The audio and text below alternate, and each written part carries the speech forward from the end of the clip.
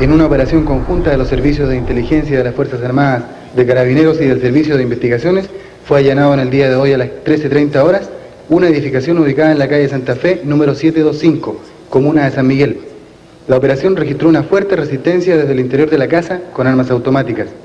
A las 15:30 horas, las fuerzas pudieron ingresar al lugar, encontrando el cuerpo sin vida del dirigente mirista Miguel Enríquez y con heridas de gravedad a Carmen Castillo Echeverría, la que fue trasladada a un hospital de la capital donde quedó internada. En el interior del inmueble, hasta el momento se ha incautado el siguiente arsenal bélico.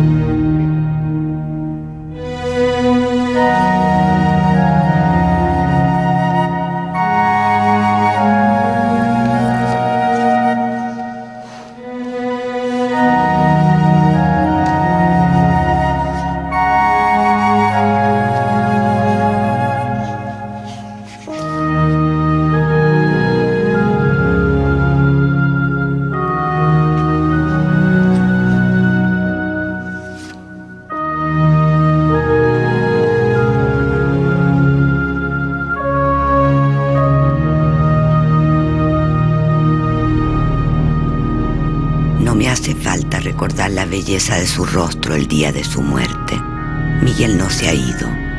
Soy yo quien me he convertido en otra, una extraña en esta historia. Y sin embargo, 10 meses de vida en la casa de la calle Santa Fe y todo lo que uno puede esperar a lo largo de una vida, ahí lo viví. Quizás era eso la felicidad, cada minuto vivido como si fuera el último. La amenaza, el miedo se quedaban afuera. Después de atravesar la puerta recobrábamos el aliento. El espacio de la casa se llena de música, tangos, Beethoven, Citarrosa, de olores de cocina y de juegos infantiles. Miguel trabaja, escribe a mano, yo tecleo. Se voltea, habla a toda velocidad. Cae la noche, le lee cuentos a nuestras niñas, risas y bailes. El tiempo está ahí, no transcurre. Solo tuve que acostumbrarme a la ausencia, al vacío, para osar un día acercarme a la casa. Esa casa incrustada en mí desde ese sábado 5 de octubre de 1974. Sí, todo empezó en esa casa. El rompimiento con mi país, el desgarramiento de una familia, las andanzas. Es Silvia, cuyo compañero fue asesinado por la dictadura, la que me lleva. Recorremos la calle por la vereda norte. ¿Tendrá algún sentido esto para otra persona que no sea yo?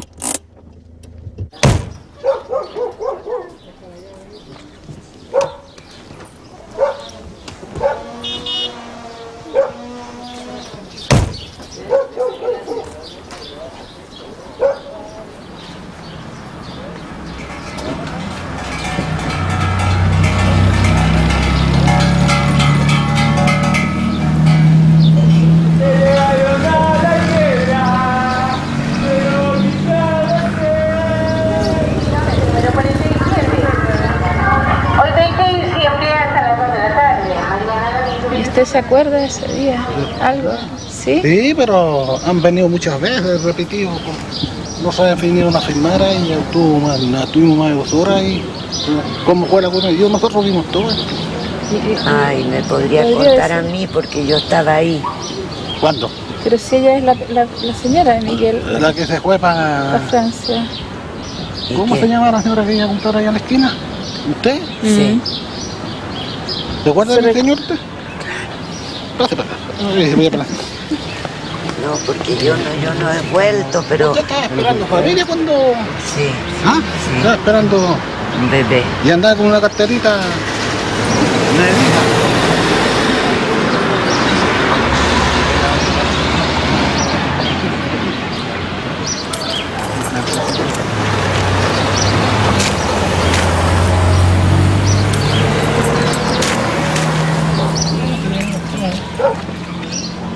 ¿Y qué respuesta le dieron? Eso no dan respuesta a nadie, ni a nosotros que somos vecinos. ¿No? La señora, ¿te acordáis de ella cuando estaba? ¿Cómo es la que vivía aquí con el señor Enrique? Ay, sí me acuerdo. Sí me acuerdo, señora Carmen. Sí. Hola, ¿cómo está? Qué gusto verla, mire, tantos años que han pasado y estamos aquí viéndonos de nuevo otra vez.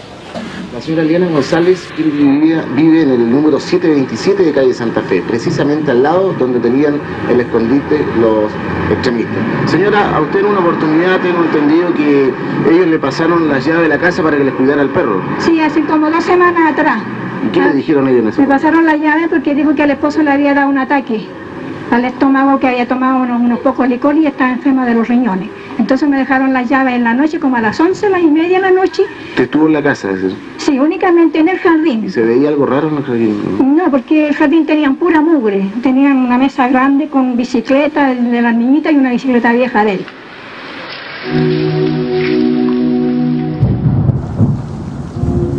No pude morir con él, ni tampoco morí por su ausencia. Expulsada del país, apátrida, refugiada en Francia, deambulo por las veredas de París, de un departamento de amigo a otro. Hay momentos en que el deseo de volver a casa es tan intenso. Reavivar el fuego en la chimenea, sentir el olor de la madre selva, ver cómo la aurora se levanta sobre la casona de la abuela, la quinta de mi infancia. Es eso lo que hace tan violenta la proscripción del destierro político. Entonces me esmero en destruir cualquier nostalgia y para continuar viva me cubro poco a poco de una máscara hecha de olvido y de mentiras. Pero una noche de junio de 1987, el teléfono me despierta bruscamente. Mi padre enfermo le ha arrancado al dictador una autorización de regreso a Chile por 15 días. No quiero ir. En ese viaje corro peligro, el peligro de los recuerdos embosados. 13 largos años han pasado desde mi partida de Santiago. La cordillera, también había olvidado la cordillera. No la veía tan blanca, tan imponente, tan ancha. ¿Quién es la que regresa al país? ¿Cómo se llama?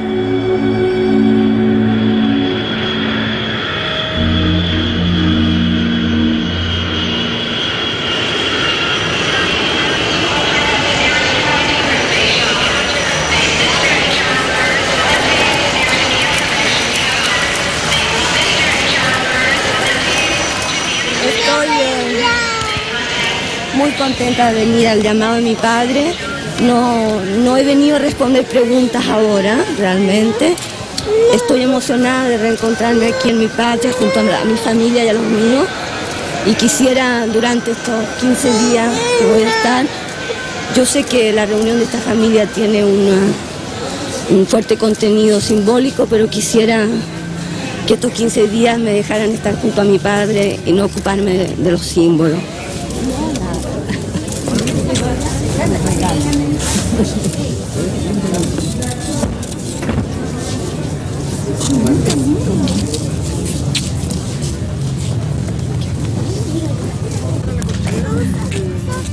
Hola, ¿cuál es el agua?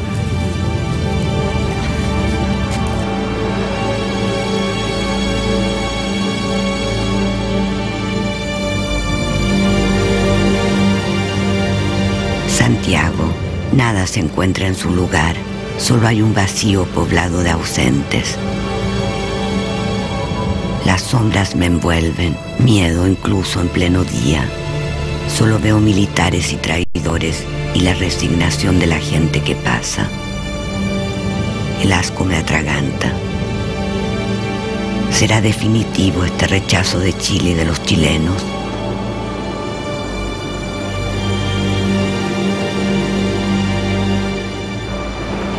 Y sin embargo el mar frío, el estallido de risa en familia, esos instantes efímeros que me atan a pesar de todo a esta tierra natal ahora hostil. Mira para acá, a la foto de la mamá.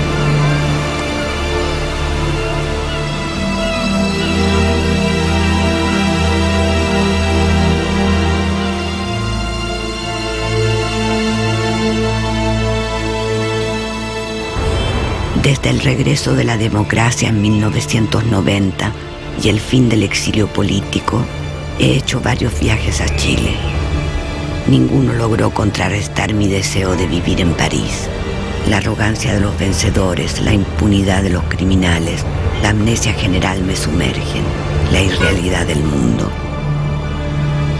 Ilegítima, excluida de la historia reciente del país, solo deseo una cosa: escapar. ¿Lograron ellos, los militares, borrar todo? Imposibilidad de atrapar el soplo de la memoria. Sin embargo, un gesto a veces los anima. Ellos delinean a pesar mío el bosquejo de una historia colectiva.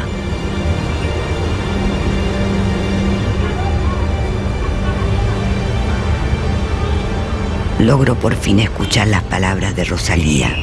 Los ojos sin la memoria no ven nada. Sí, no es verdad que podamos estar de nuevo en Santiago como si todo lo vivido no hubiese sucedido, como si nuestros muertos no existieran. Nosotros, es decir, los miristas, los militantes del MIR, una organización revolucionaria nacida en 1965. En el grupo fundador habían estudiantes como Miguel, pero también sindicalistas, anarquistas, cristianos, trotskistas. Éramos guevaristas, rechazábamos el modelo stalinista y, como tantos otros jóvenes en el mundo, inventábamos los caminos de la revolución. No estamos asistiendo al crepúsculo de una revolución, sino que el largo y difícil camino del amanecer de la revolución obrera y campesina recién comienza.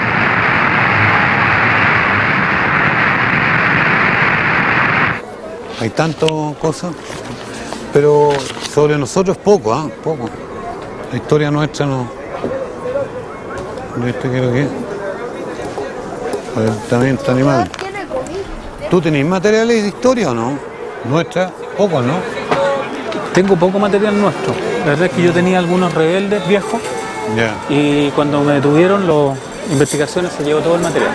¿Cómo trabajabas tú en la cárcel? ¿Con qué material? ¿Pura memoria? Yo en la cárcel trabajaba con memoria, con entrevistas, libros que algunos podían entrar, pero en base a la historia del partido, del MIR, era fundamentalmente memoria. Fundamentalmente la reconstrucción de la memoria histórica se hace sobre la base de las conversaciones. Ayer vi un programa en el Infinito de Chile.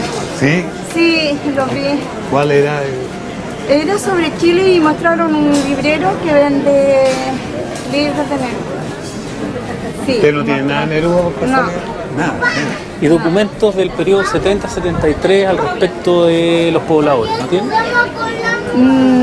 Se vendió de la época del libro, donde fue mejor en la venta para el libro, para nosotros, fue el gobierno de la Unidad Popular. Y cuando vino el golpe, todo eso, ¿ustedes qué hicieron con los libros? Ay, yo lo siento mucho, mucha pena. Mi padre tuvo que quemar. ¿Quemarlo? Los quemó. Porque a nosotros no entraron los milicos y nos revisaron la casa.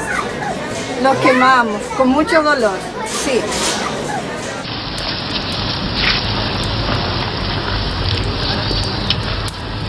¿Ves ese? ¿Qué son? ¿Son libros? Sí, son puros libros de... libros políticos. Políticos. ¿Ha encontrado Ho Chi Minh, Lenin, todos.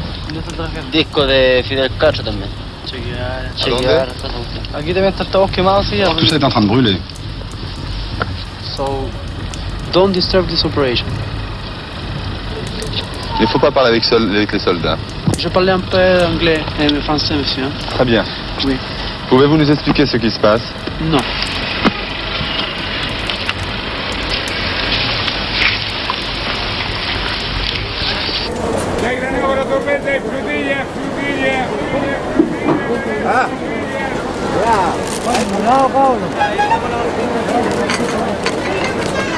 Muchos de los vendedores de Franklin es gente que se refugia ahí con el golpe y se transforma en vendedores de libros con una opción profesional a la dictadura. Por eso es que tiene esa fisonomía Franklin. Este es tu mundo, Carlos, ¿eh? Este mundo entre Franklin y La Vega, ¿no? No, es más que, o sea, bueno, este es un mundo de origen, este es el mundo en que yo nací, digamos, el pobrerío, y muchos compañeros que se estaban constituyendo como pobladores urbanos. Éramos hijos de campesinos, la mayoría de nosotros. Teníamos una sola cualidad, digamos, éramos escolarizados.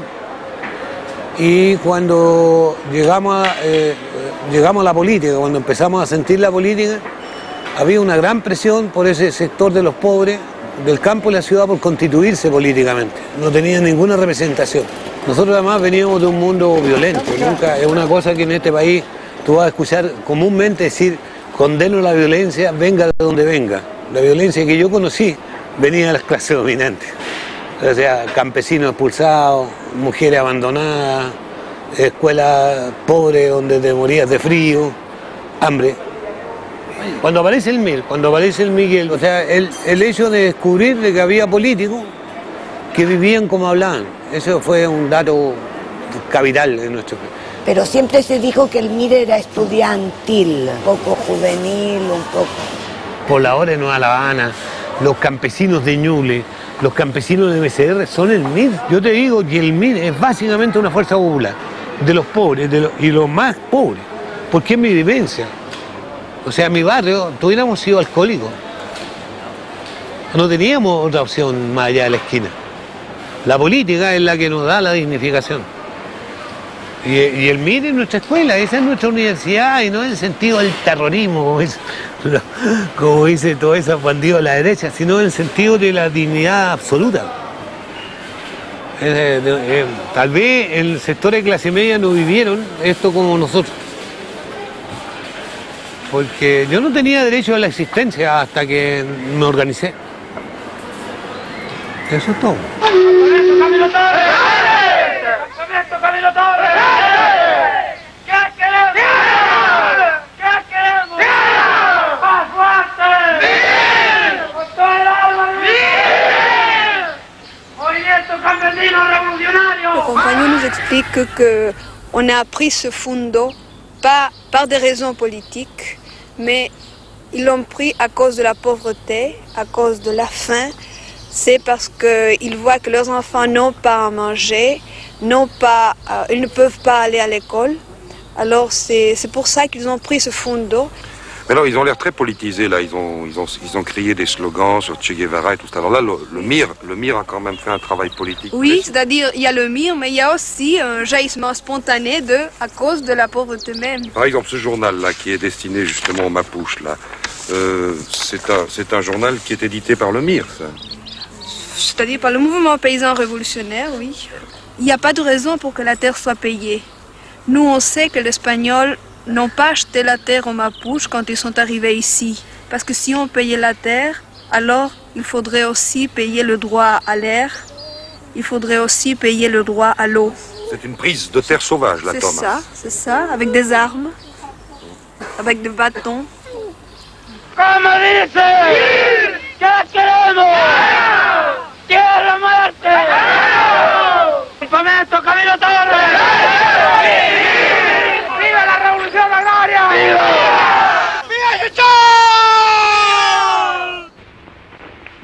¡Viva! Algunos de los dirigentes más conocidos del MIR son personas relacionadas con gente de fortuna o incluso con algunos parlamentarios. Esto hace pensar a algunas personas que en el MIR milita un grupo de niños bien, de pijes, que juegan a la revolución. ¿Qué opina usted sobre esto? No conozco a ningún hombre de fortuna que milite en el MIR, ni siquiera que esté relacionado con hombres de fortuna. Segundo, sí conozco algunos ex estudiantes que en este instante son dirigentes del MIR. Tercero, no defino a los hombres por la desgracia o gracia de quien son hijos, sino que definimos a los hombres nosotros por la actividad que realmente realizan. Si no fuera así, Ernesto Guevara fue médico, Fidel Castro era hijo de terrateniente, etcétera, etcétera. La historia de las revoluciones y de los procesos populares y de cualquier movimiento de masa establece que en muchas oportunidades se encontrarán hombres que abandonan su extracción de clase y se colocan al servicio de otras cuestiones. Fundamentalmente lo que un hombre lo define en este instante, de si está en el campo de la revolución o no, es al servicio de qué coloca sus tareas y su actividad. Hola. No en la casa de Santa Fe, si Miguel habría muerto ahí en... Hola, buenas tardes. tardes. ¿Podemos conversar un poco con usted? Usted vive aquí, ¿verdad? Sí, voy. Es que nosotros estamos reconstruyendo la historia de que pasó hace mucho tiempo acá. Mi señora. ¿Pero podemos conversar con ella? Mari. Hola señora, buenas tardes. Estamos viniendo a ver el lugar en que murió Miguel Enríquez. ¿Quieres saber dónde cayó? Sí. Ella es su compañera, ella es su señora. Ella es su señora. Sí. No, yo no me acuerdo de ella. ¿No? Pero usted vivía acá. Chica, sí. ¿Y usted estaba aquí? Sí. Sí, ¿se acuerda? Sí. ¿Nos puede contar?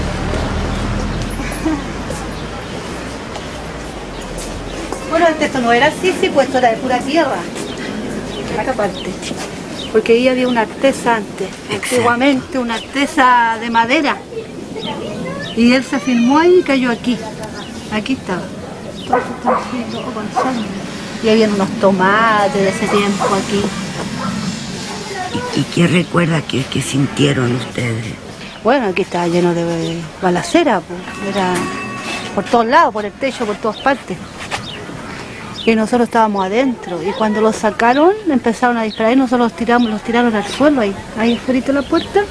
Y ahí uno zapa, cabra chica, miró para acá, pues y ahí yo vi un hombre que estaba aquí lleno de sangre, y ahí me dijeron que era el caballero de al lado. El vecino. El vecino. Sí, yo siempre me paraba ahí en esa pandereta, jugábamos con los niños de ella. Con mis niñitos. Claro. ¿De veras? Sí, pues. ¿Se acuerda? Sí. ¿Te acuerdas? Pero de la pared nomás, nunca yo fui para la casa de ella, sino que los jugábamos. Mira. Sí, claro. ¿Usted está embarazada? Sí. Sí, ve que sí, yo me acuerdo que estaba embarazada. ¿Tú la veías ahí? Sí, pues sí, yo miraba todo vaya para el lado. ¿Y qué veías? ¿Una vida normal? Normal, pues, normal. Gente joven con claro, con su hijo, una familia. Sí, pero es que son de repente cosas que uno nunca olvida, pues.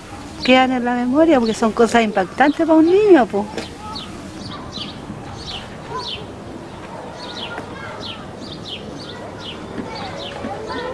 Desde ese día, mi necesidad de consuelo solo es saciada un instante en familia.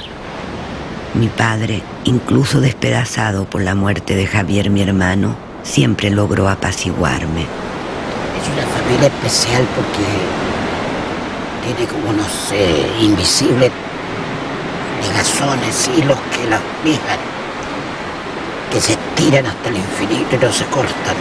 Los encuentro más dependientes hoy que cuando tenían 10 años.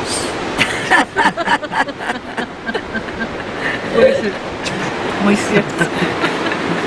Yo creo que lo que pasa es que la familia reúne todas las contradicciones. Entonces, nos juntamos o nos evitamos en función de cómo las contradicciones estén funcionando. Mi papo y sobre todo la mamá, ¿tú crees que la opción que Cristian y yo hayamos sido militantes del MIR quebró la familia, que el MIR fue responsable de eso? No sé, no, quizás, no, me pasaba lo completamente contrario. Me habría gustado ser de la generación de ustedes, de haber estado participando en eso. Y en absoluto, sí, era la no tranquilidad, por supuesto, era la no paz, era la no normalidad de mi medio, de mi clase social, de mis amigas, pero yo creo que en el fondo me agradaba mucho más y estaba muy orgullosa de que así fuera, de que mis hijos hubiesen sido distintos. El hecho de pertenecer al MIR no era un antecedente para producir separación. La situación producida por ustedes el MIR era provocadora de mayor unión familiar, mayor preocupación entre uno y otro. Pero yo creo que a partir del golpe se empiezan a producir cada vez un acercamiento mayor. O sea, primero está esa sensación de protección que yo creo que tú sentiste y lo sentí siempre. Además del hecho de que estaban allí para protegernos, que de hecho lo hacían aún antes de irse a Inglaterra, en algo pesó la familia también para salvarnos. Y después nos protegieron durante y después nos protegieron durante el exilio. Yo creo que usted haya sido del MIR o no del MIR no influyó en la distancia o la cercanía que pudiéramos tener. ¿Cómo podemos decir eso si existe en medio el exilio? Pero o sea, si existe una circunstancia que tiene que ver con el golpe, que tiene que ver con Pinochet, pero que los culpables no es el MIR, sino que es Pinochet. Yo siempre sentí eso y sentí que incluso la familia estaba mucho más unida a pesar de las diferencias que podía tener ideológicamente el papá en la época de Allende o de Frei. Estábamos mucho más cercanos, éramos mucho más felices. Después vino la muerte de Javier, después vino el golpe y vino el dolor, y el dolor fue lo que nos desintegró. Yo tengo recuerdos de haberme despedido de usted y haberme despedido de usted en la calle Portugal, en la avenida, ¿cómo se llama? Portugal, que me dejó en la universidad usted siguió en el auto. Eso fue el día del golpe. Y nos despedimos y que se iba a la clandestinidad sin ninguna... Bueno, eso fue el mismo día del golpe. El día del golpe ninguno sabía dónde iba realmente, y no lo que estaba pasando y no lo que iba a pasar. Cada mamá uno iba a cumplir como sus tareas. Usted tenía que estar en la universidad y yo tenía que estar en otro lado, no sé dónde. Pero por eso nuestra relación era de una separación dolorosa. O sea, yo me acuerdo, el instante del que Lati cae presa de ustedes dos, no estábamos preparados para un golpe tan cercano de nuevo. O sea, yo siento la energía como se hizo el dolor suyo, el papá sosteniéndola. O sea, normalmente son los hombres los que se debilitan. Usted se quebraba. Los periodistas, en gran cantidad corresponsales extranjeros y nacionales, están a la espera de mayores acontecimientos. Más o menos estamos nerviosos porque no sabemos qué es lo que pasa. El momento en que estamos... Continúan los tiros.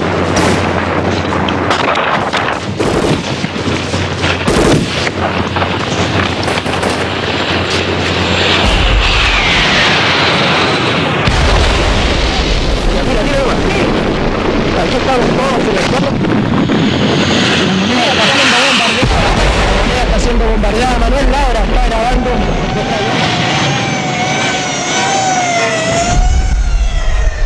Y lo del 11, yo tengo como esos hitos, lo recuerdo como flash, no tengo secuencia, lo que tengo son como fotografías. Tengo el recuerdo del primer bando, de la gente en la calle, la gente. Yo venía caminando, o sea, iba hacia el lugar donde nos íbamos a juntar, y recuerdo que en la calle 10 de julio, que era una calle de muchos talleres automotrices, los trabajadores tenían la radio pegada. Todo el mundo se miraba, había un lenguaje en los ojos, una sensación de que el tiempo se había contenido y había aguantado la respiración. Y después ya la situación más dura a partir de las 3 de la tarde, ¿no? Entonces recuerdo los helicópteros bombardeando Luchetti, ametrallando Luchetti en la fábrica de pastas. Recuerdo que llegamos con una compañera, con la Rusia, a una casa de un militante comunista, y la primera persona que me dice mataron a Allende. Y recuerdo que ahí nos comunicamos por teléfono con el Bauche, y el Bauche dice hay que sumergirse, pero era imposible sumergirse, es decir, que la gente estaba en la calle. Entonces yo creo que hay como grupos de militantes de la Unidad Popular, del MIR y gente independiente que sale a las calles a hacer barricadas.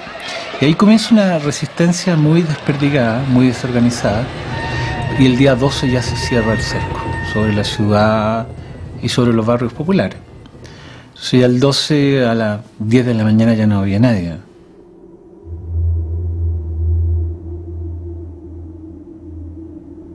Entonces esos son los recuerdos que tengo. Y el ruido de los tarros de basura, esa es otra sensación que tengo. Yo nunca había pensado que una ciudad tuviera tanto tarro de basura. Porque como no pasó la basura, ¿sí? Bueno, los camiones de basura no pasaron, entonces como el segundo día había muchos perros y saltaban sobre los tarros de basura y se caían los tarros de basura, entonces sonaban. Entonces había un ruido de entre balas y tarros de basura y un silencio humano. O sea, lo humano era el murmullo y el ruido ruido de la bestialidad de las balas era el ruido que se imponía en el fondo de la escena.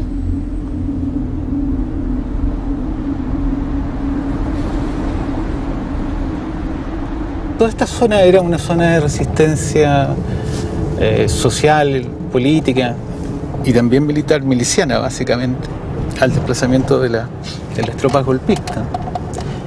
Y de hecho ellos no logran realmente ocupar esta zona como hasta las 4 o 5 de la tarde.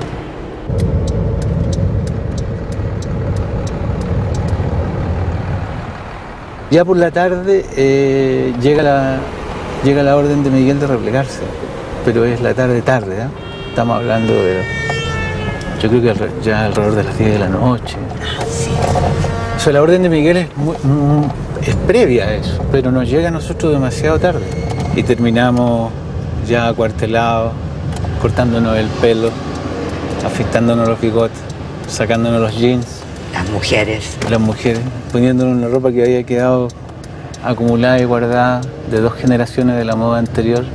Entonces reaparecen las camisas naranjas que ya no se usaban, ¿sí? Pero no teníamos otra ropa. ¿Y de dónde la sacamos esa ropa? ¿De los closets de los amigos? De los closets de los amigos y de las maletas de emergencia que teníamos preparadas, ¿no? Aparecen las corbatas. Las corbatas. Y tú notabas en las caras partes más blancas, porque te habías cortado las caras de los hombres, te habías cortado las patillas y los bigotes, ¿no? Y eso no habían recibido sol durante años. O sea, el 12 de la mañana me afeito y la Rusia me tiñe el pelo café oscuro, que fue un gran desastre, porque me quedó color zanahoria. Si no sabíamos nada de tintura. Entonces me lo tuvieron que teñir de nuevo. Toda la vuelta acá. Mirando acá, todo. Oye.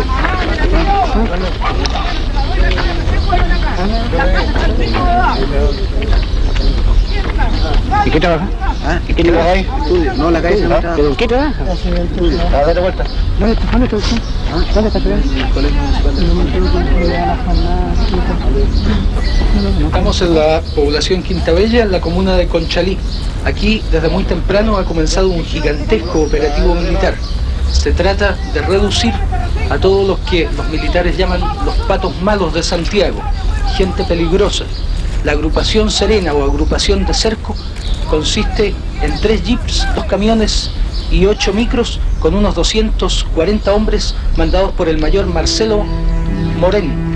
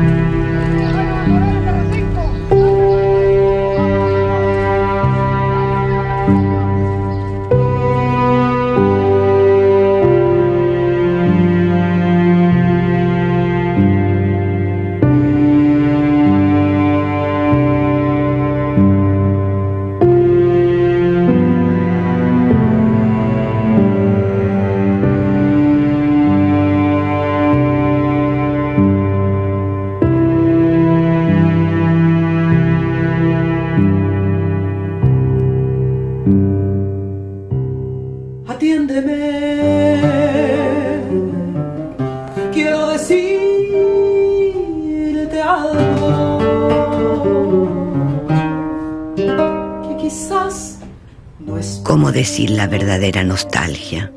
Nuestro sufrimiento es la intensidad de vida perdida, no los golpes ni las balas. Es la pérdida de esa felicidad nuestro dolor. Escúchame. Esos años que se extienden todavía como el recuerdo intenso del estado de enamoramiento que todos sentíamos. El sortilegio, no una fiesta, no. El encantamiento es serio, grave como el amor. Así lo haré. Que vamos a triunfar.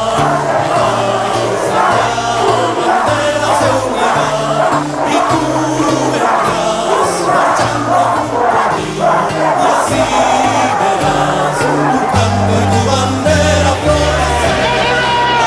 Y el fuego amanecer anunciará la vida que vendrá.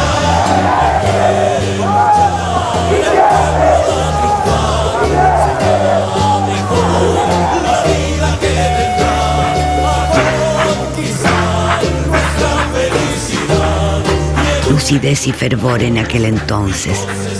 Una historia haciéndose en los campos, las fábricas, las universidades, las escuelas y las poblaciones.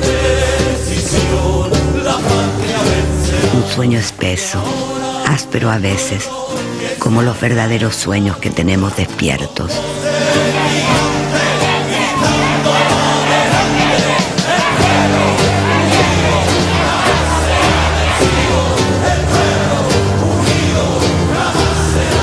Recuerdo a Salvador Allende, un hombre que amaba todo de la vida, los placeres y los obstáculos.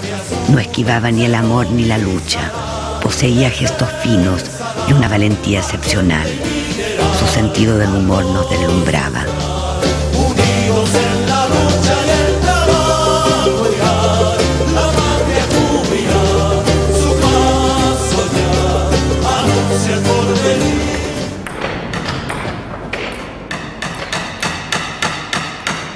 Pues siempre queda esa duda de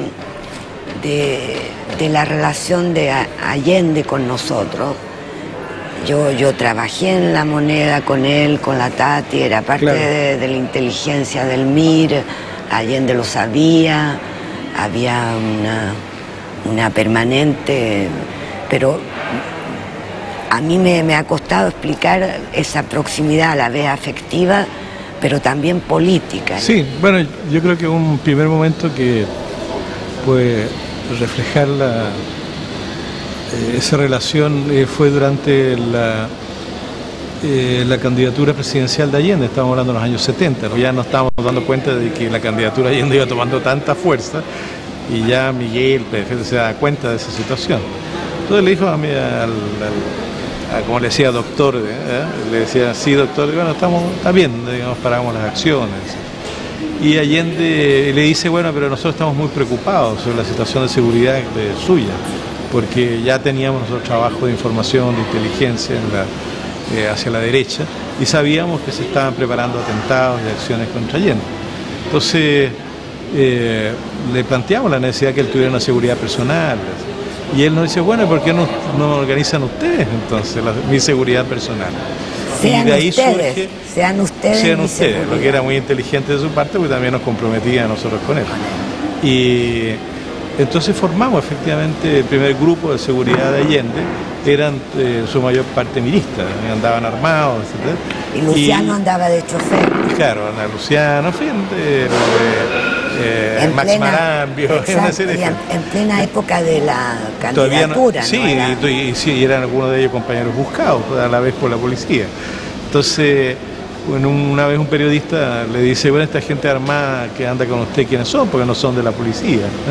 Y Allende dice, bueno, es un grupo de amigos personales. Y ya cuando Allende gana, él tuvo una primera medida que fue amnistiarnos a todos. Entonces nosotros podemos volver a la legalidad. Estábamos dispuestos a darle un apoyo crítico al gobierno y nos comprometíamos que íbamos a luchar mano a mano con él contra la derecha, con los intentos de golpe, con todo eso íbamos a estar con ellos. Entonces sí, se producían muchas discusiones. Yo recuerdo que yo pedí no ir más a esas reuniones porque en una ocasión que estábamos hablando sobre la política de las Fuerzas Armadas, que yo estaba a cargo de esa política, de modo que intervine en una discusión muy fuerte que había sobre los militares, y Allende entonces me dice, ¿y tú qué opinas? Eres mi sobrino, cabro de mierda, ¿por qué estás discutiendo conmigo? Ten más respeto con tu tío. Entonces, yo me quedé callado, y le dije a Miguel, oye, no voy más a una reunión de la dirección del MIR con Allende, porque Allende era inteligente, aprovechar. Pero al mismo tiempo, las discusiones eran tan duras así, pero cuando salíamos de la reunión era muy festivo. Entonces, bueno, cuando ya viene el golpe militar, el mismo día del golpe, que nosotros nos reunimos con los socialistas, los comunistas que no fueron, en Indumet, con el propósito de unir fuerza y poder avanzar sobre La Moneda para rescatar a Allende. Miguel llama a la Tati, que era la interlocutora, digamos, en esas llamadas. Su hija, la Beatriz. La Beatriz. Y bueno, la Tati le traslada a Allende lo que Miguel planteaba, de que no se quedara en La Moneda, de que viniera que nosotros lo sacábamos y venía a resistir a una zona popular, industrial, de barrios populares, que había más condiciones para resistir. Pero Allende, en un, yo diría, digamos, simbolismo correcto también, él lo veía muy claro, eso, no estaba dispuesto a salir de la moneda, y ya tenía la decisión de morir si era necesario allí. Entonces le manda, y él ya sabía que iba a morir, y le manda que él no se iba a entregar. Y le manda entonces recado a través de la Tati a Miguel y le dice, bueno, ahora te toca a ti continuar esta lucha, lo cual refleja también la identidad entre ellos y la confianza que Allende tenía en Miguel sobre todo, digamos, y en los miristas. ¿Por qué usted tuvo que recurrir por la primera vez en Chile, como presidente de la República, a una guardia política personal? No hay una guardia totalmente tal, es un grupo de compañeros, y recurrí a ellos y trabajé con ellos, porque para mí el director de investigación del gobierno FE estaba comprometido, y porque estaba en peligro mi vida, y intentaron 2 veces. No son por los guardaespaldas, son mis compañeros, compañeros en las ideas, compañeros en el trabajo, compañeros en la convivencia amical. ¿Alguna razón quizás tendrá el enemigo para intentar eliminarlo, como sabemos que... ¿Qué cree que pasaría? Bueno, si me asesina, bueno, el pueblo seguirá su ruta, seguirá su camino. Con la diferencia quizás de que las cosas van a ser mucho más duras y mucho más violentas, porque será una elección muy clara, muy objetiva para la masa, de que esta gente no se detiene ante nada. Y yo tengo contabilizado esta posibilidad, no la ando ofreciendo ni facilitando que lo hagan, pero tampoco vivo con la preocupación de que esto pueda ocurrir.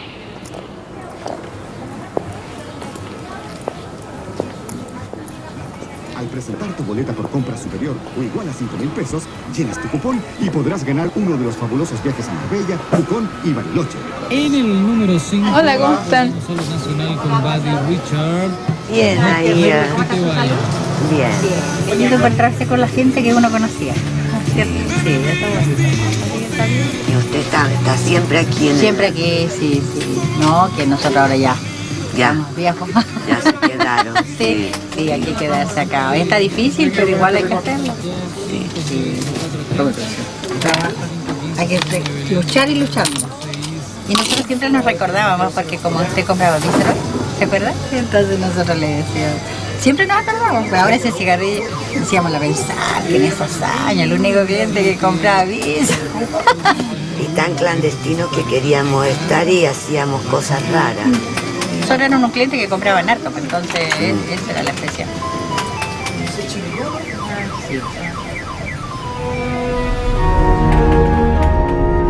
Ese sábado 5 de octubre, 15 minutos después del comienzo del enfrentamiento, una granada explota. Herida, pierdo el conocimiento.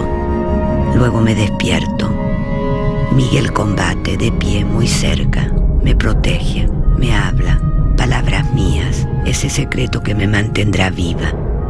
Luego el silencio. La puerta es derribada, gritos, hombres de negro. Uno me da una bofetada, me arrastran hacia afuera, me tiran en la vereda. Escucho las voces de los vecinos. No siento nada, ni dolor ni miedo. Solo un suave letargo. Hay un recuerdo que tengo, que no sé si corresponde a la realidad, es que me arrastraron a la vereda ahí en la esquina con San Francisco, por ahí a la esquina de la casa, y que llegó una ambulancia del Barros Lucos, y yo pensé que era la vecina Gladys que había llamado por teléfono para avisarle a la ambulancia, al Barros Lucos, que había una herida. Y nunca he sabido quién le avisó al hospital. Manuel Díaz, que vive ahí al lado de una andas en Panamá ahora, el caballero enfermo en la pierna, él pidió. Entonces él le dijo, ¿por qué? Le dijo, no me da permiso, le dijo, para llamarle, le dijo por teléfono, para que la vengan a buscar porque la señora está mal. La señora está grave, le dijo, la vengan a buscar. Y ahí la vinieron a buscar. Ese señor me gustaría verlo porque Yo creí, pero lo acabo de saber que la vecina Gladys esa mañana no estaba aquí. Claro, que no estaban aquí. Que era el único teléfono que había en esa época. Entonces habría sido otra persona que avisó y de ahí comienza una larga historia de gente que me ayudó. Así fue la historia del finadito.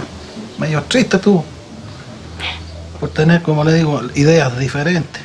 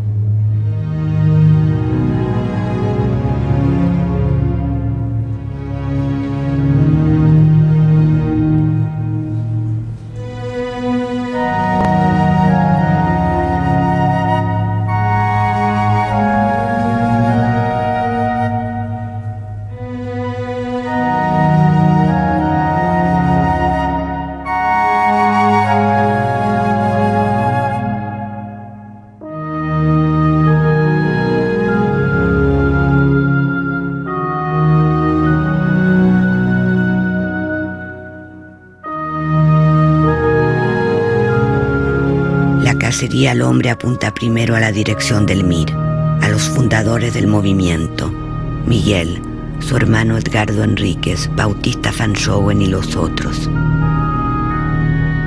Edgardo, desaparecido en Buenos Aires, y Bautista, desaparecido en Santiago, el día en que nos instalábamos en la casa de Santa Fe. Yo recuerdo, por ejemplo, de haber escuchado a Bautista decir de que para él ser médico era tan importante que dentro de todas las renuncias que el compromiso a él le había exigido estaba, digamos, el de no tener el espacio, ni el tiempo, ni las posibilidades de ejercer su profesión. Eso era algo que él lo sentía como una resta, y una resta que le dolía. Yo creo que esa es una generación que en función del compromiso hizo muchas renuncias, digamos, de carácter, yo diría, afectivo y de carácter humano. Por ejemplo, Bautista era un gran bailarín, ¿no es cierto? Yo digo que él bailaba el rock and roll como no vi nunca a otro mirista bailar como bailaba él, ¿no es cierto? Y a él le encantaba bailar. Y yo diría que Bautista, en toda su corta vida, no creo que haya bailado 10 veces, digamos, o sea, en 10 fiestas, ¿no? Y entonces, por supuesto, que eso es una resta también, digamos, ¿no? Yo creo que era el único mirista que vestía bien, por ejemplo, ¿cierto? Era el único que se ponía corbata, ¿no? Y le gustaba ponerse unas chaquetas bonitas y le gustaba, qué sé yo, eso. Por eso que duele que haya vivido solamente 30 años, ¿no? Porque puede parecer, no, bueno, pero no se divertían tanto, no lo pasaban tan bien. No, es que tú lo pasabas bien de otra manera. O sea, le encontrábamos un tremendo sentido al quehacer, a la vida. Yo pienso que yo no puedo hacer absolutamente nada más importante en lo que me queda de vida que lo que fue esa militancia. El enfrentamiento, ni la guerra civil, nadie lo desea. Es una circunstancia tremendamente dramática que los pueblos vivan una experiencia de guerra civil.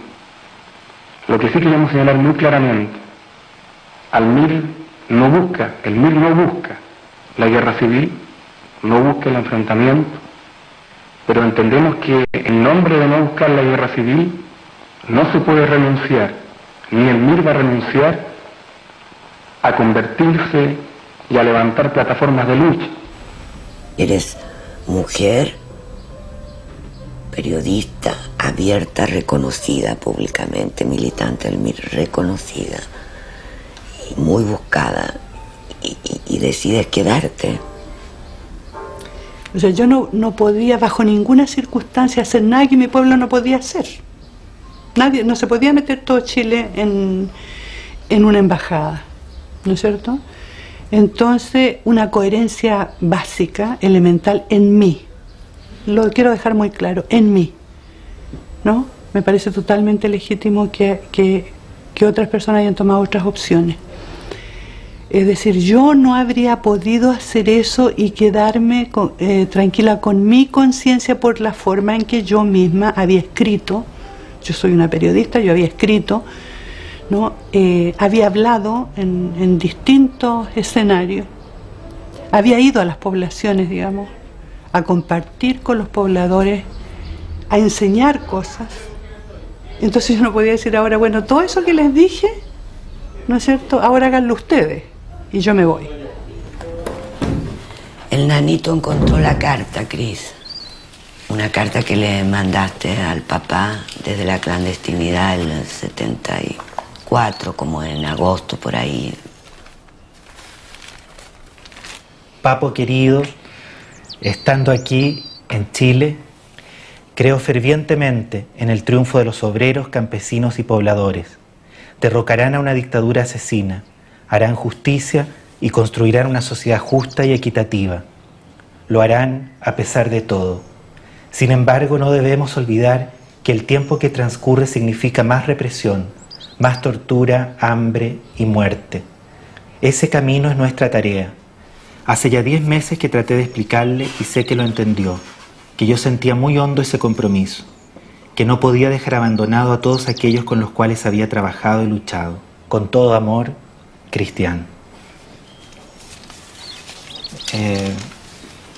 El papá se fue, nos fuimos, ¿no?, en ese momento, pero estas palabras quedaron. O sea, sí, yo no sé si lo volvería a escribir igual de nuevo. Yo creo que hay demasiada seguridad,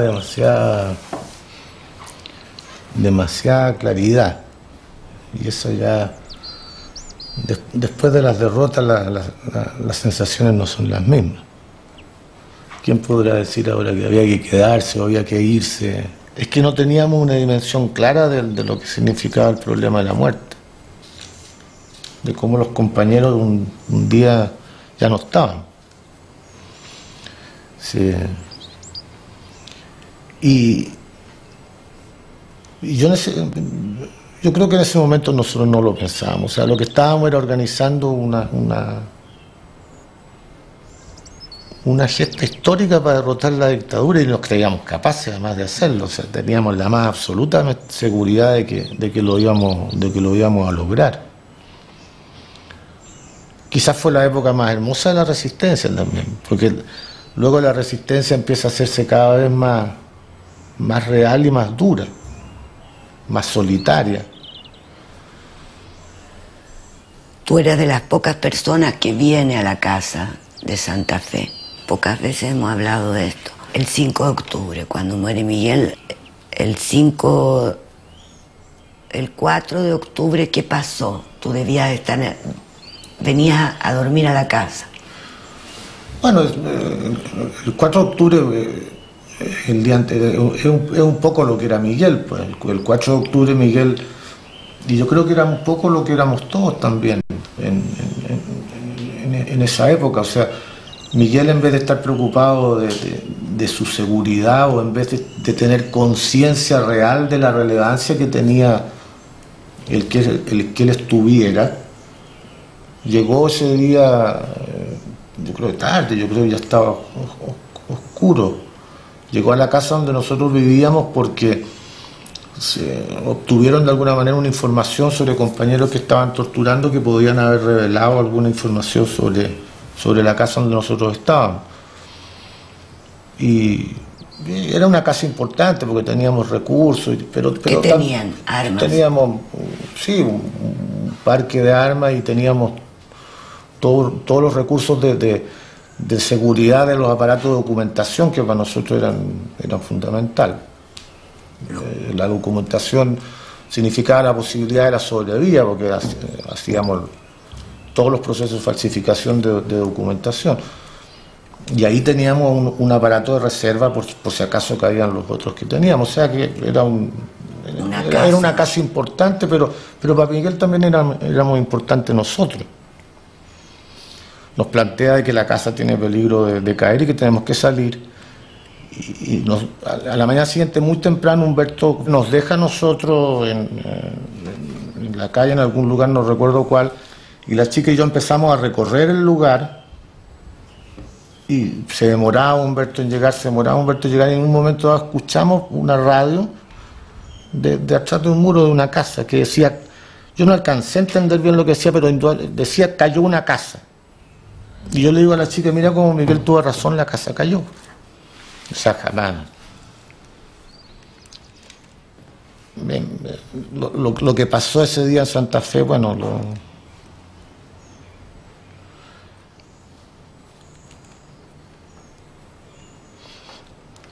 y uno no se da mucho cuenta de cómo teníamos esa capacidad de seguir viviendo a pesar de esas cosas. Pero bueno.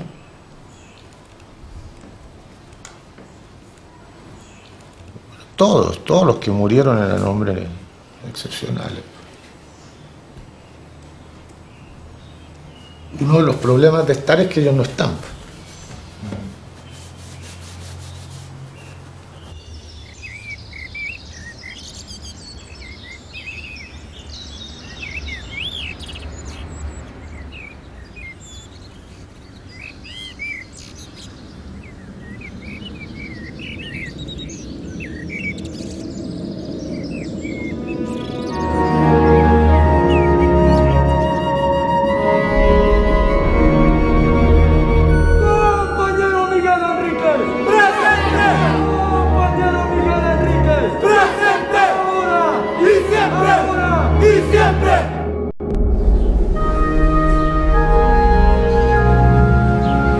persona que llamó a la ambulancia.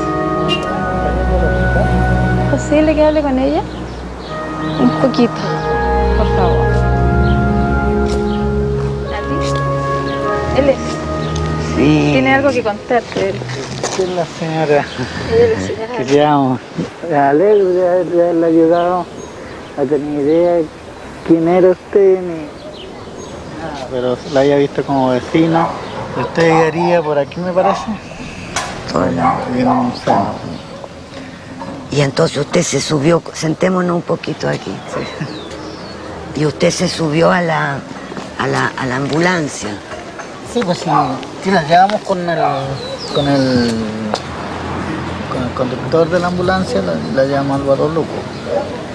Y ahí estábamos esperando los resultados, que la atendieran, todo eso. Y ahí llegó un contingente y nos dijeron, extremistas nos dijeron, no traten de desaparecer porque no van a tener problemas. Entonces, claro, nosotros nos vimos obligados a salir. Y la ambulancia estaba ahí, pues estaba ahí atrás. Usted estaba, hacía rato, como le digo, que estaba tirada ahí en el pasto. Y yo al rato ya pensé, a lo mejor ya se está desangrando mucho. Y le dije al de la ambulancia, saquémosla. Entonces me dijo que no se puede, nos van a llegar balas. Entonces le dije, no, pues ponga la ambulancia y la atraviesa, no, le dije, y la echamos a pie. Y fuimos, como digo, yo la acompañé hasta el hospital allá, hasta que la vio el médico. Gracias al Barro Luco estoy aquí ahora, porque me empiezan a poner sangre en el Barro Luco, donde está claro, si usted iba la enfermera que me ayuda. Claro, usted iba con los sentidos totalmente perdidos ya, porque abría los ojos, lo ponía blanco, ¿sí? Y no trataba ni siquiera de mirar bien.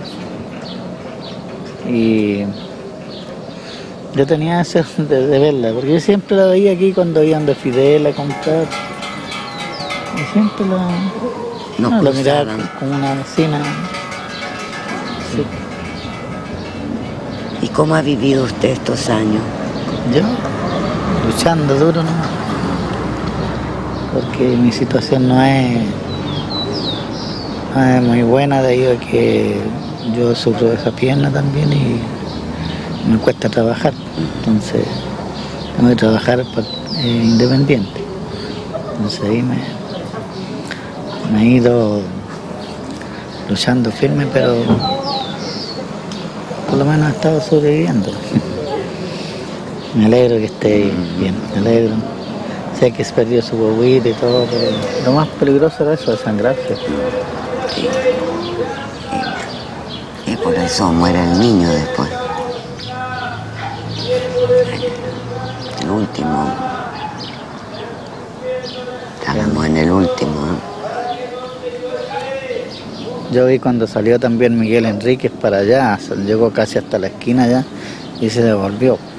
Se devolvió y se metió para adentro, no. Él seguramente que usted estaría ya. Porque después que explotaron unas granadas y unas cosas así, él salió para allá. Llegó, de haber llegado casi a la esquina ya, y después volvió y se metió y ahí ya llegó. Porque ahí había muy poco contingente, todavía como 2 o 3, que si él ya hubiera querido se había ido. Y ahí ya llegó ya el grueso de policías o sea que él, y usted lo vio como... Es un gesto que no lo abandonó. Él no lo abandonó.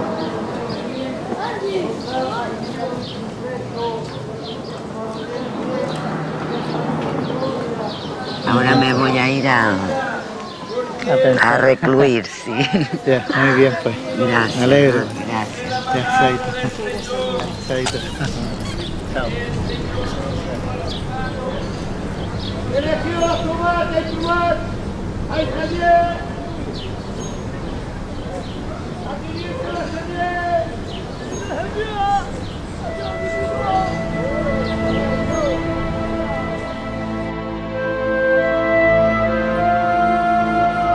Obnubilada por el mal, durante mucho tiempo solo vi en Chile a torturadores y fascistas. Las humildes palabras de Manuel, hice lo que tenía que hacer, es normal, remueven mi memoria. De las sombras surgen esos gestos anónimos de bien. ¿Cómo pude ignorarlos? En urgencias del Barros Luco, el médico retiene un instante a la Dina. La enfermera murmura: ¿qué puedo hacer por usted? Doy el teléfono de mi tío Jaime, dígale que estoy viva. Ruido de botas, me rodean. El médico me toma la mano. Luego, en el otro hospital, el cirujano. Una mirada humana me despierta. El enfermero, flaco y tan tierno, desliza hacia afuera la noticia de que estoy herida, pero viva. La mascarada de mi muerte se desmorona y en el mundo entero se exige la libertad de una mujer embarazada. La máquina imperfecta de la dictadura nada puede ante la valentía de tantos. Sobrevivo, no fui torturada, fui expulsada del país. No lograron hacer de mí una detenida desaparecida, como sucede a tantos otros en ese mismo momento. En mi caso, tengo desaparecido a mi esposo Manuel Recabarren Roja, de 51 años, a mi hijo Manuel Guillermo, de 21 años, a mi otro hijo Luis Emilio, de 29 años, dirigente sindical de la Universidad Técnica del Estado, a la esposa de mi hijo, Naldi Rosamena, de 21 años, embarazada en 3 meses en los momentos de su detención. Yo busco a mi hijo Alfredo Roja Castañeda, ingeniero, que fue exdirector de Ferrocarriles, fue el último director que tuvo Ferrocarriles de la Unidad Popular. Yo soy la madre de él y lo busco. Yo busco a mi hermano, Ruperto Torres Aravena, desaparecido en la provincia de Linares el 13 de octubre de 1973. La esposa de mi hermano perdió la razón por este problema y ella ya no puede hacer nada, y por eso sigo yo, haciendo todos los trámites que hay que hacer. Yo busco a mi hermano, profesor de educación musical, Arturo Barría Araneda, detenido el 28 de agosto del 74. Sí, en mi caso de mi hermana, Eliana Marina Espinosa Fernández, que se haya desaparecido hace 2 años, 2 meses. Yo busco a mi hijo Carlos Carrasco Matu, desaparecido el año 1975, estaba haciendo su servicio militar. En mi caso es mi hermano Jorge Gerardo Solovera Gallardo, en este momento tiene 30 años y el 30 de julio recién pasado cumplió 2 años. La dictadura aplica la política de la desaparición de prisioneros.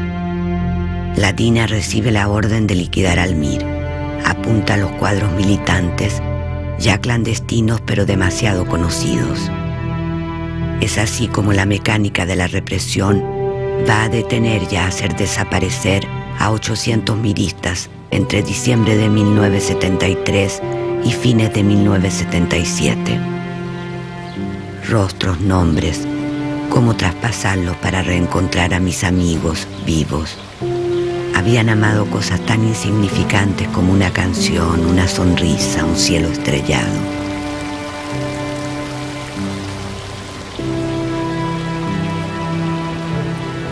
Hasta ahora la literatura sobre el periodo de la dictadura se concentró en relatar el horror, que desde luego existió, que nadie puede negar. Pero eso mostró entonces la mitad de la cara de lo que fueron esos años. La otra mitad está dada por la fuerza de esas vidas que hoy día nos faltan.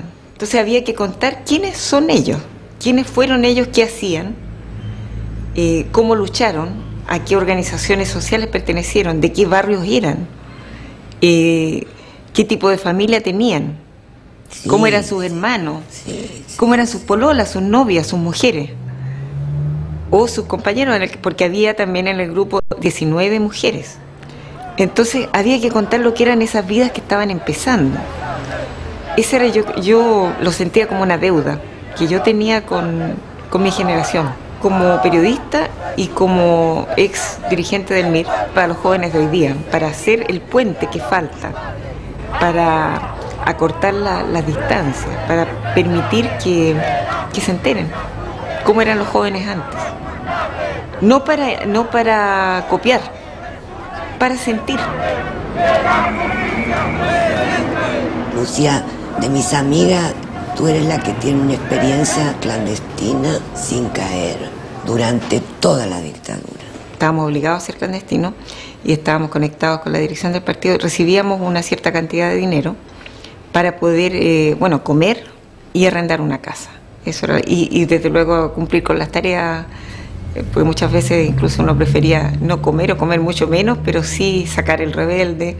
Como nosotros sacábamos nuestra prensa de partidaria. Tiene una fotocopia allá de la muerte de Miguel.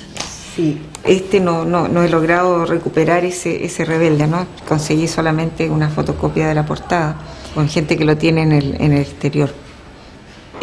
Son los dibujos hechos, como te digo, a mano por el que podía.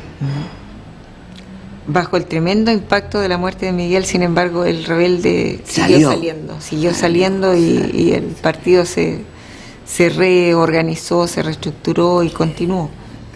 Y estos son entonces los rebeldes en la clandestinidad. Claro, así eran, hechos en los mimeógrafos artesanales, y bueno, los dibujos también era todo a mano.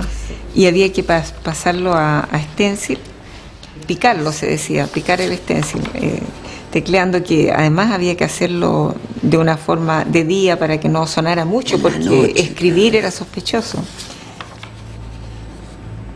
Es la denuncia de lo que ocurrió con Lumi, el cuerpo de Lumi cuando lo tiran por el muro de la embajada. As Miguel said in one of his last interviews, when he gave to the El Rebelde, the journal of our party, some weeks ago, this year, this second year of struggle, will be that of the active resistance against the junta.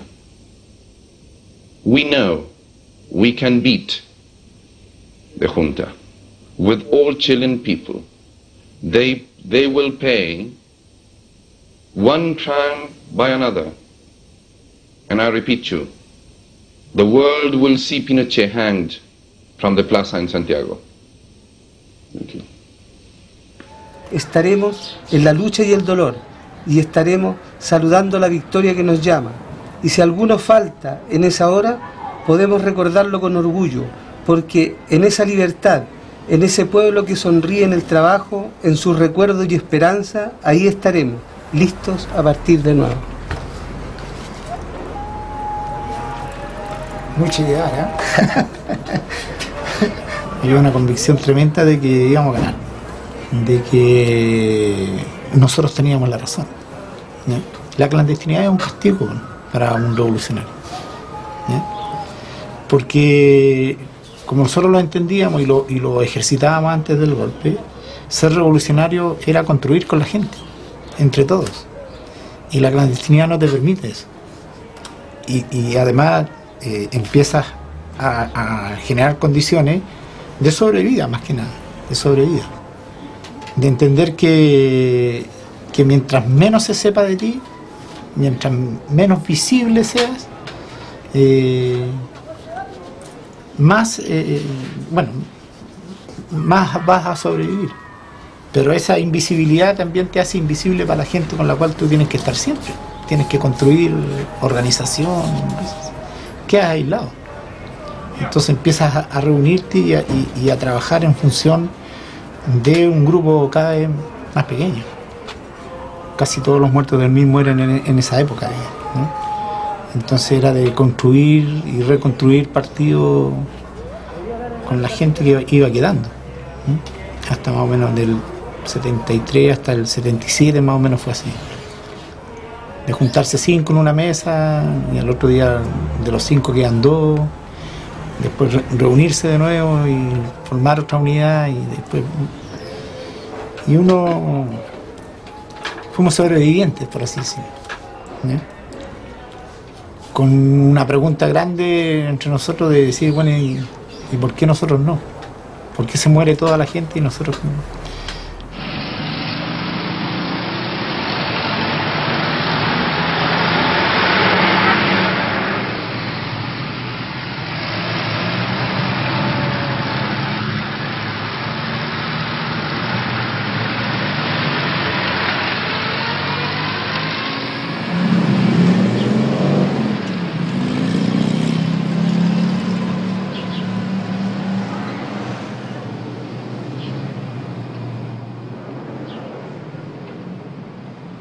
Hoy día yo creo que si vuelve a producirse un vuelco nuevamente en la historia de este país y vuelve a producirse una situación de confrontación de fuerzas de masa y se produce un golpe dictatorial nuevamente, las generaciones hoy día van a estar mucho mejor preparadas porque saben lo que es una dictadura. O sea, saben que es el enemigo que tiene al frente. Nosotros no sabíamos quién era ese enemigo, ¿ya?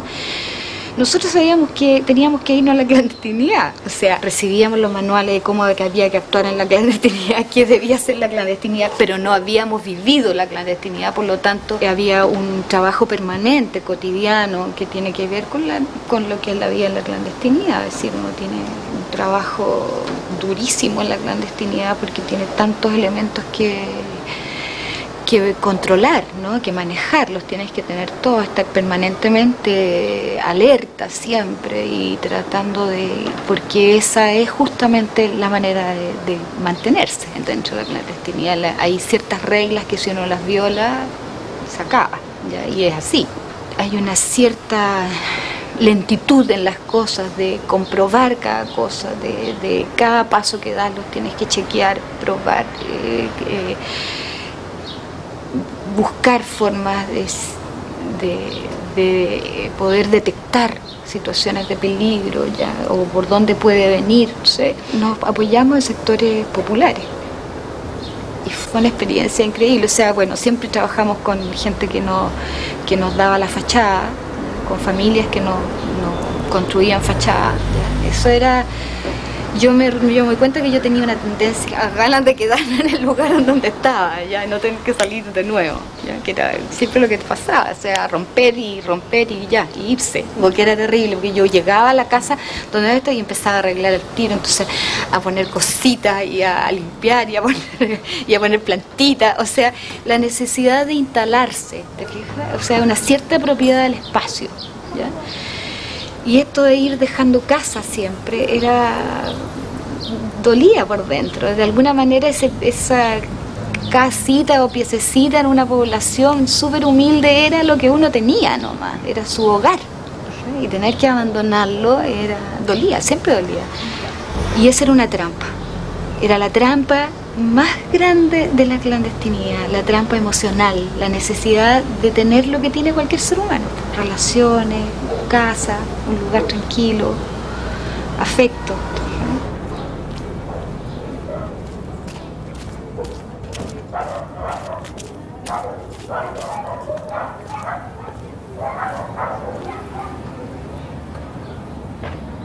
Mi memoria resurge siempre desde la casa. La clandestinidad era una postura, vigor y color. Una vida común y corriente, algunas restricciones y la rutina cotidiana. Las niñitas tienen 4 años, juegan en el patio con el perro. En la sala de estar, en medio de las armas, Miguel lee, Víctor Hugo, Cortázar, poetas y científicos. Cada lectura nutría el combate.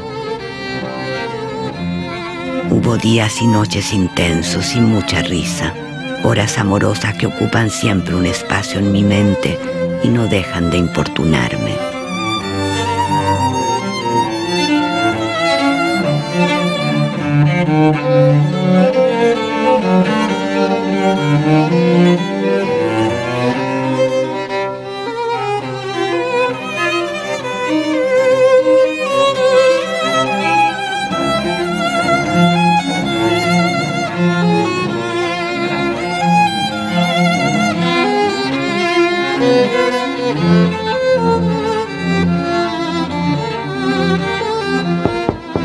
Por suerte, ese sábado 5 de octubre, Javiera, tu hija, Miguel, y Camila, mi hija, se encontraban en la Embajada de Italia, lejos del peligro.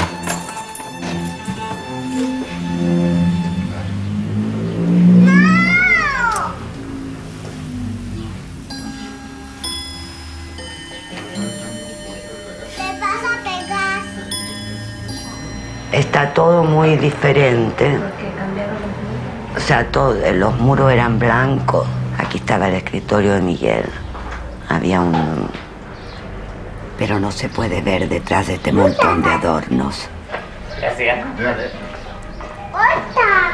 O sea, él trabajaba aquí. Y ustedes andaban revoloteando por todos lados. Esta era la pieza de ustedes. Que debe estar igual, era chiquita. Tal vez no tenía este mueble.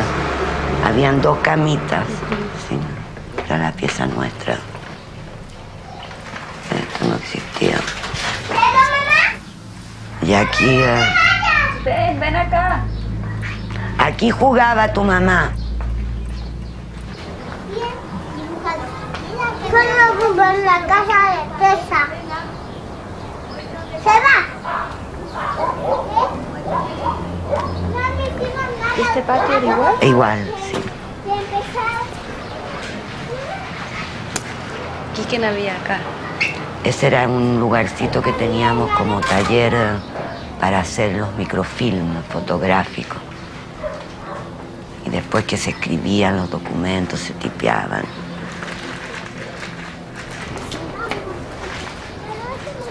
Es como si todo fuera otro al mismo tiempo, ¿no? O sea, sabemos que las baldosas están, pero como que uno no puede tocar el recuerdo, no puede, como otro.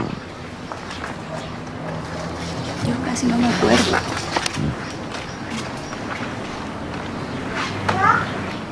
Estamos listos, ¿cierto?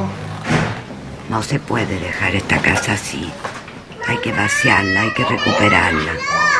Bueno. Don Francisco, yo quisiera volver a comprar la casa, porque como ya la compramos una vez, así que quería ir a hablar con la señora Clotilde. El dueño soy yo. La señora Clotilde no tiene nada que ir si yo la compré.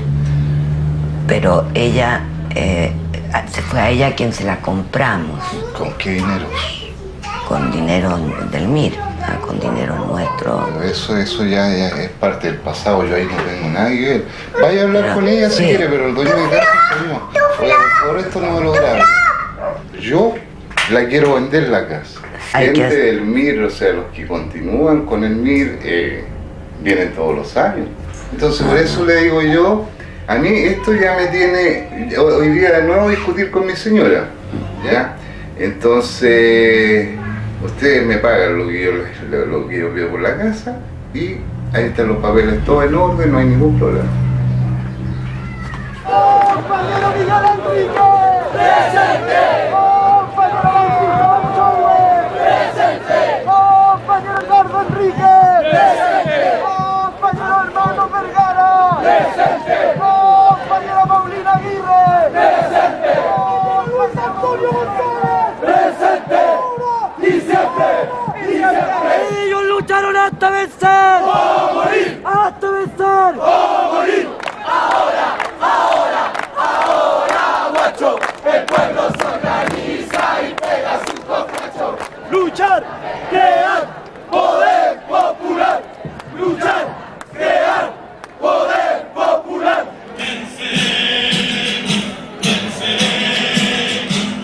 Cadenas habrá que romper.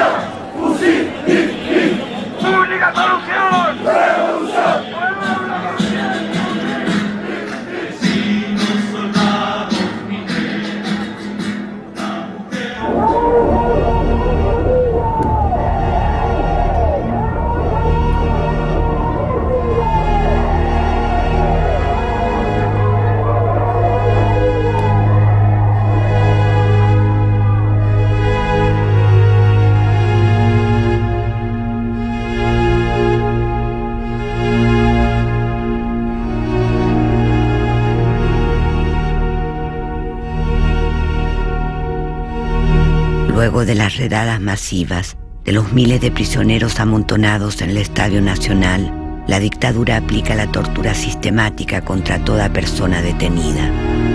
La tortura ordenada como un reloj, para quebrar no solo los cuerpos, sino sobre todo la esencia humana de los militantes. Hubo un tiempo en el que este parque vivía la dicotomía total.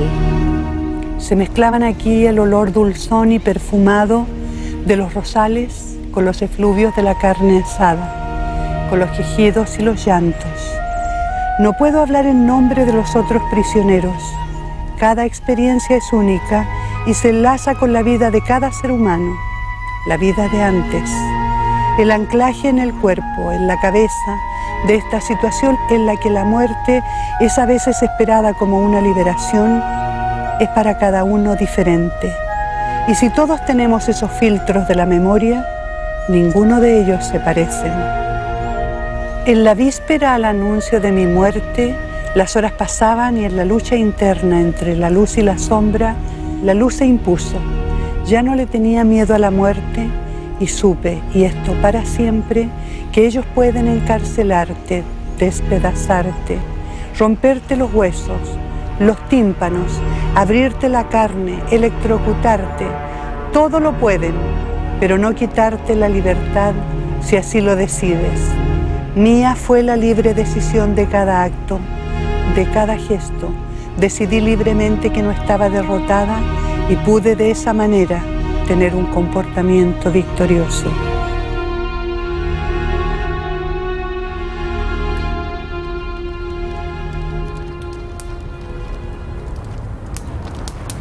Fíjate que me doy cuenta que es la primera vez que estoy aquí en la villa de noche, en el silencio, en la intimidad en que estamos aquí, donde uno toma conciencia de todo lo que significó este lugar, mucho más allá de las cosas terribles que pasaron, sino que es como el hito en la vida de cada uno de nosotros, que es el paso por esta villa. No, yo me acuerdo de un juez que entra, que empuja las puertas y entramos todos. Y todavía estaba la casa esa, claro, sí, la casa, claro. Estaban, claro, los perros y había un guardia. Los azulejos del baño o la cocina, que eran al comienzo, ¿no es cierto? Entonces en una casa... Sí, la casa estaba... El 88. Sí, el 89 también estaba. Y 90, hasta el 90. Después pasan por acá una planadora y también vinimos cuando tenían todos los hoyos. Se adueña es Salas Spencer y él termina por destruir todo lo que queda acá. Entonces, pero ¿sabes una cosa? Yo creo que los lugares son importantes. Yo creo que nosotros debiéramos recuperar todos los lugares, porque cuando tú a la gente que no vivió esto le cuentas, eso cuando se traslada al lugar físico, real, concreto. Aquí mataron a Sedomir Lausich, ¿te fijas tú? O sea, aquí le pegaron un tiro en la cabeza a Isidro Arias. En este lugar, en la torre, casi todos los que pasaron por aquí están desaparecidos. O sea, eso adquiere otra dimensión. Para mí fue tremendamente fuerte, muy fuerte. No tenía idea que era un golpe de Estado. Estaba 16 años, no me enfrento a esto. La Villa Grimaldi, se ponían maquinitas, ponían radio para que no se escuchara, no sé, los gritos de uno, las torturas. Tenían médicos al lado de uno, ¿no? Tenían un brujo que trataban de hipnotizarla o sacarle información por intermedio de la hipnosis. Tenían mucho más especializados, digamos, todos los mecanismos de interrogatorio y de tortura. ¿Cómo es capaz uno de aferrarse a la vida? ¿Y a qué nivel de la escala tú puedes descender con el deseo de sobrevivir? Es tanto más fácil hablar de las torturas, de cuánto te parrillaron, cuánto te pegaron. Era súper más fácil hablar de eso que hablar de estos otros sentimientos y sensaciones que uno necesariamente se vio obligado a meterse por los tiempos, por la intensidad de los momentos. Y eso costó mucho que lo empezáramos a hablar. Para mí es importante mi experiencia, que tiene que ver, digamos, con la formación que yo recibí, con lo que yo ambicionaba dejarle también como herencia a mi hijo, ya que yo pertenezco a una generación que no va a dejarle nada, ¿no es cierto?, monetariamente al hijo. Entonces era muy importante dejarle, ¿no es cierto?, una experiencia de la cual él también pudiera sentirse orgulloso, digamos, ¿no? O sea, mi mamá, puesta en estas circunstancias, decidió no perder la dignidad.